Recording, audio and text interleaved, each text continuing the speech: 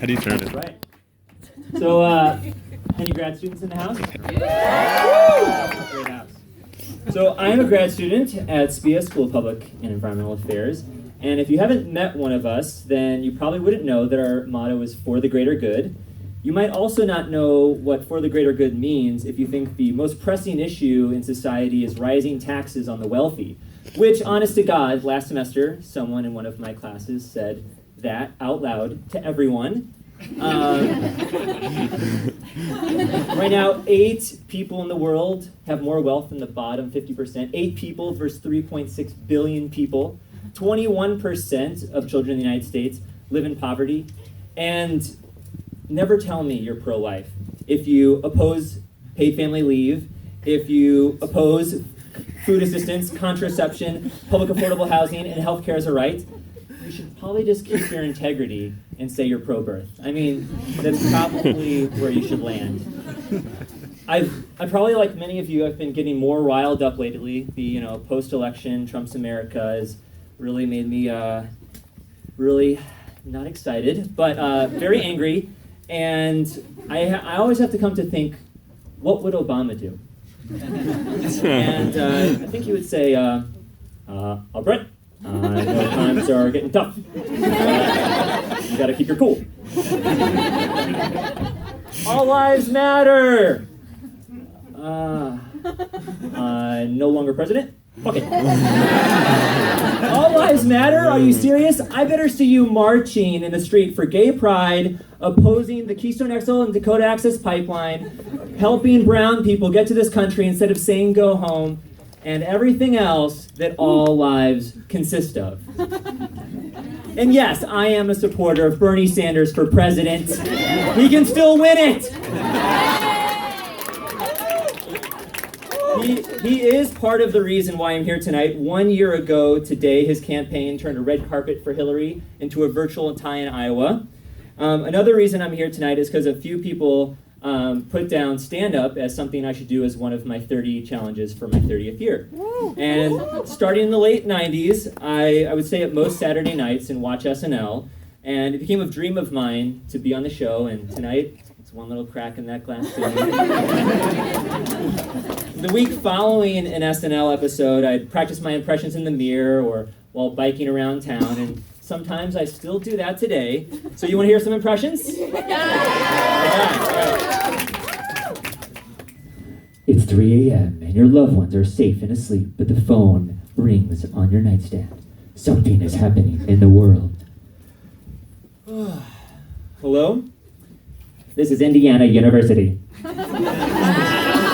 Yeah, what is it? I know this is a recording, but I'm going to keep talking to you anyway.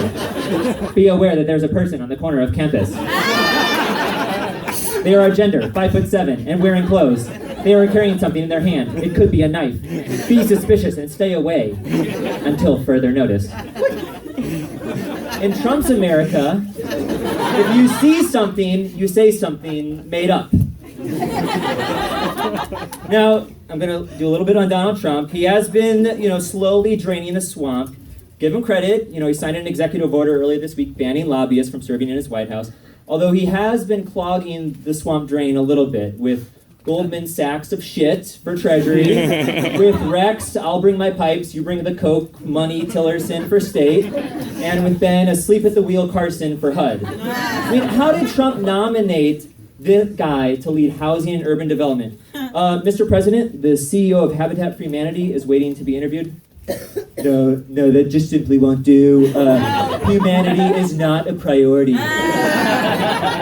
Do you have any other ideas, Mr. President? I've got it. Now, I'm not a brain surgeon, but I think Dr. Ben Carson would be really, really great to lead our nation's housing. Really fantastic. I bet Trump didn't even send off the Obamas. He just sent Ben Carson to grab the keys, and is his first test to get the nomination. Now, Trump's cabinet is a joke, and I think I could put together a better cabinet at IKEA if I went there. By now, you might be saying, okay, stop it with the whole Trump bit, give us impressions of the other presidents. I thought you'd never ask. So as I was using my time writing stand-up instead of applying for jobs, I started to think about how former presidents would do stand-up since they can't really apply for jobs. I mean, what do you apply for when the top of your resume says President of the United States? I'm sorry, sir, but you're a little overqualified for Color Me Mine. Excuse me? It's hard to get away from Trump, I mean. America, you've missed me so much. I love painting. It's second favorite to my favorite activity, hide and go seek, which I learned a lot about from the great Osama bin Laden. Bob Ross, he paints happy trees. I paint happy dogs. You've seen them, they're online. There's a lot of imagers about them.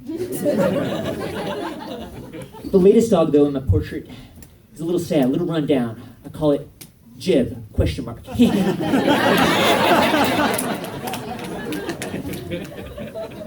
George. I heard George and a lot of y'all are looking for jobs. You looking for jobs? Out there? No? Not looking for jobs. Well, if you were looking for jobs, you'd be talking to the right guy.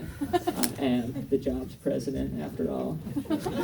How many of y'all are looking for internships? Internships. Great. I have a number of internships available that could lead to jobs for both of us. Thank you, that's all.